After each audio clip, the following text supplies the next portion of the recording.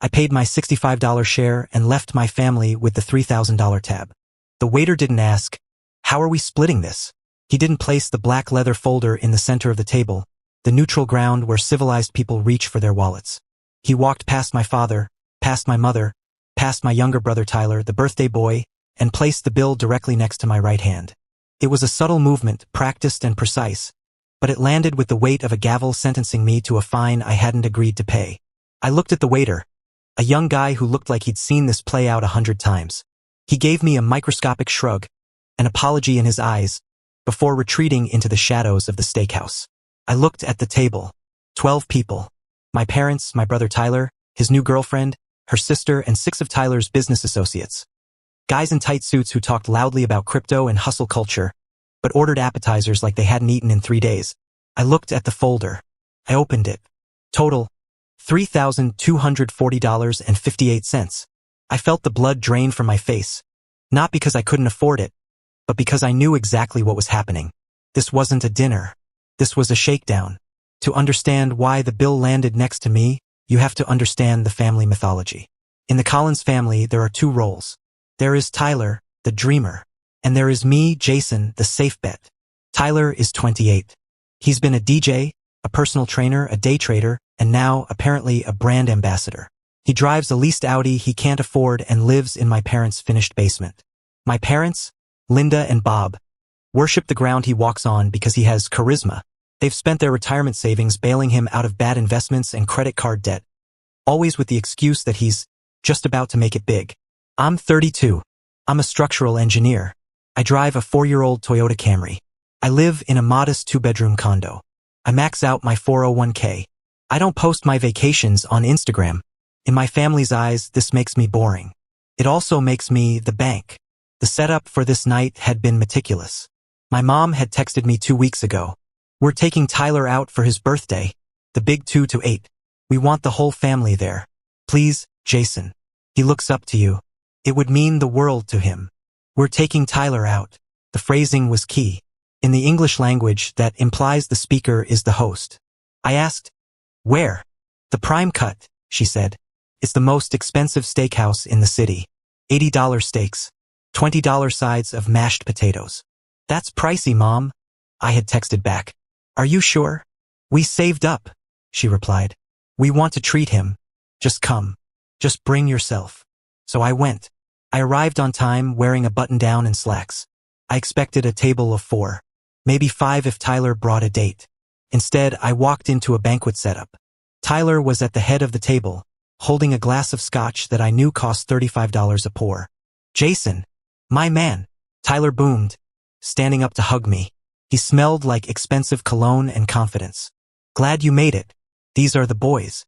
We're brainstorming the next venture."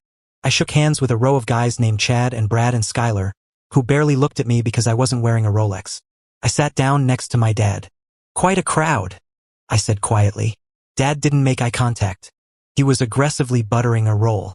"Yeah, well, Tyler has a lot of friends. Popular guy." "Who's paying for all these friends?" I asked. Dad took a bite of the roll. "Don't worry about it. Just enjoy the night."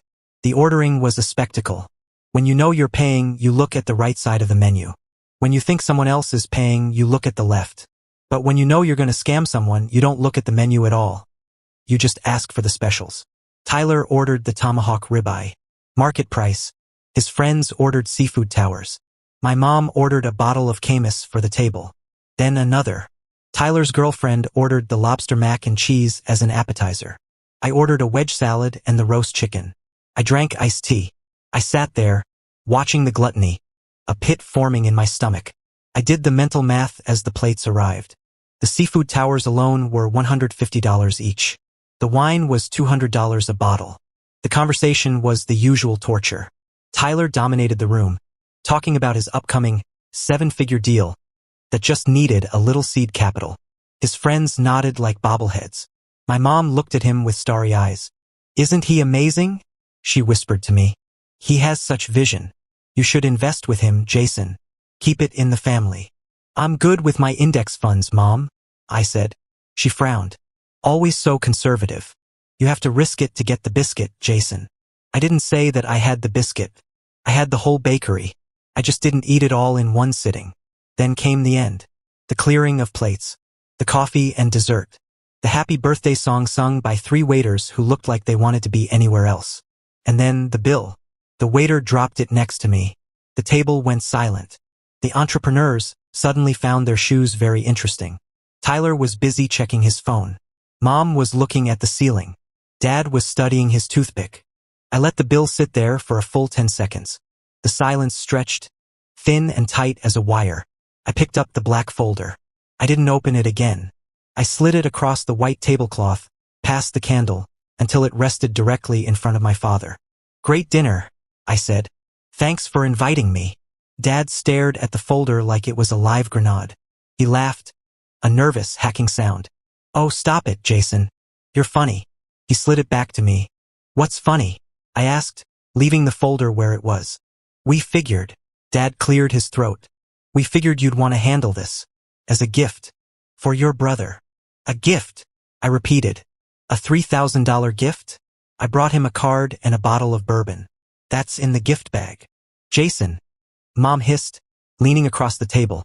Her voice dropped to that dangerous whisper she used when she wanted to control the narrative without alerting the neighbors. "Don't make a scene. Not in front of Tyler's friends." "I'm not making a scene," I said, keeping my voice calm. "I'm just clarifying. You invited me. You said, 'We are treating Tyler.' You said, 'Just bring yourself.' We meant we're organizing it." Mom said, her eyes wide and desperate. "We can't afford this, Jason. You know your father is on a fixed income. Tyler is in transition. You're the only one, established." "Established," I said. "That's a nice word for it. You invited 12 people. You ordered 3 bottles of wine. You ordered seafood towers. And you didn't think to ask me beforehand if I wanted to spend $3,000 on strangers." "They aren't strangers," Tyler piped up. He had stopped looking at his phone. The smile was gone. "They're my potential investors. This dinner is important for my image, Jason. If I can't pay, I look like a joke." "Then you shouldn't have ordered the tomahawk," I said. "You're being selfish," Tyler snapped. "You make more in a month than I make in a year. You're sitting on a pile of cash and you're going to humiliate me over a dinner check? It's my birthday." The friends were watching now. The girlfriend looked horrified. "I'm not humiliating you," I said. "You're humiliating yourself. You ordered a lifestyle you can't pay for, and you expected me to subsidize it." Again. "Family helps family," Mom said, the tears starting to well up on cue. "We are a team. Why do you always have to keep score?" "I keep score because you guys are playing a game with my money," I said. I opened the folder again. I took out my phone and opened the calculator. "Okay," I said. "Let's do this." "What are you doing?" Dad asked, panic rising in his voice. "I'm calculating my share," I said. "Wedge salad, roast chicken, iced tea, tax, tip." I pulled out my wallet. I took out 3 $20 bills and a 5. I placed them on top of the check. $65, I said. "That covers me, plus a 25% tip for the waiter who has to deal with this mess." I stood up. "Jason, sit down," Dad ordered. It was his "I am the father" voice, the one that used to make me freeze when I was 10. "You are not walking out on this bill. It is dishonorable." "Dishonorable is inviting your son to dinner as a setup," I said. "Dishonorable is using me as a credit card so Tyler can play pretend millionaire. If you walk out that door..." Tyler stood up, his face red. "Don't bother coming back. Seriously. You're ruining everything."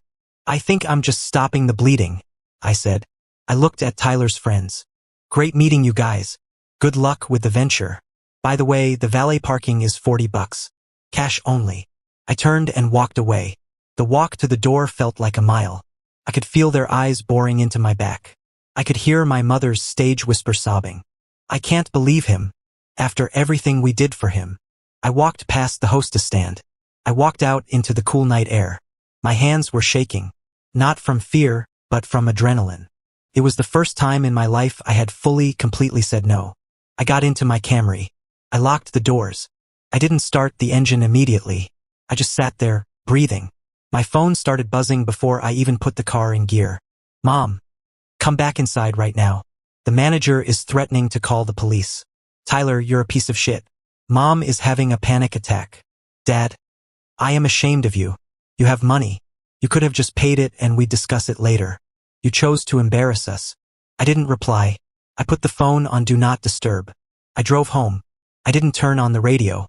I replayed the scene in my head. Had I been too harsh? Maybe.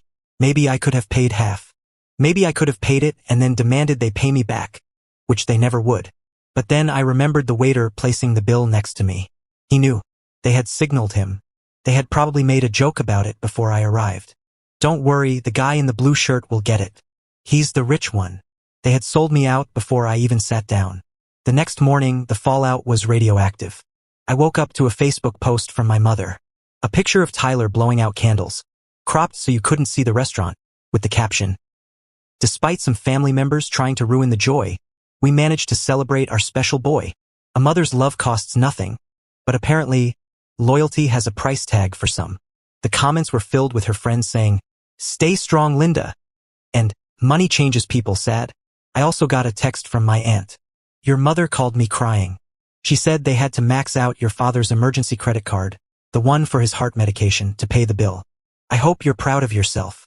That one stung. The guilt hook. It was sharp and barbed. I almost called them. I almost offered to send a Venmo for half, just to make the noise stop. Just to be the good son again. But then I looked at my bank account. I looked at the savings I was building for a down payment on a house, a real house with a yard. I thought about the hours I worked. I thought about the missed weekends, the stress, the grind. Why was my hard work public property? But their bad decisions were private tragedies. I decided to run a test. I sent a mass email to my parents and Tyler. "I will pay the bill. All of it. Under one condition." The replies came within minutes. "Tyler, finally. You came to your senses." "Mom, thank you, honey. I knew you had a heart." I followed up. "The condition is this. I want to see Tyler's business plan. I want to see the budget for this venture. And I want Dad to show me his credit card statements so I can help him restructure his debt. If I'm the bank, I want audit rights." Silence. 1 hour. 2 hours. Then a text from Dad. "How dare you? Our finances are private. You are just trying to control us." "Tyler, I don't need your charity if it comes with a leash. Keep your money." I laughed out loud in my empty kitchen. They didn't want help. They didn't want a solution. They wanted a blank check with no questions asked. They wanted the fruit without the labor. I never paid the bill.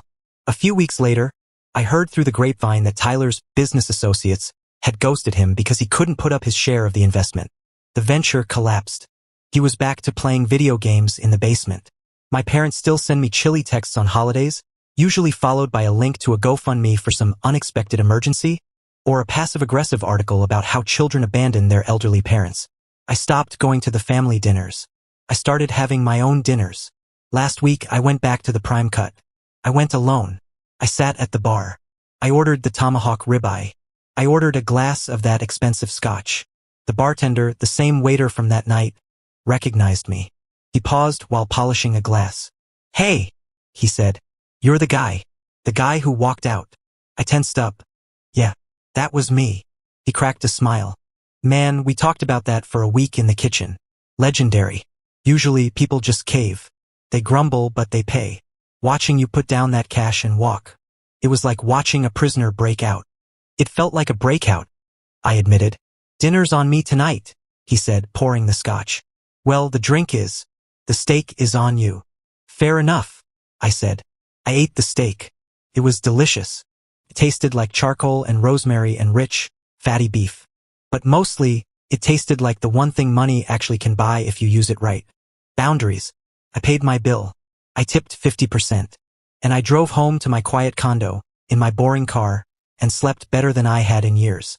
The cost of admission to my family was my self-respect, and I had finally decided the price was too high.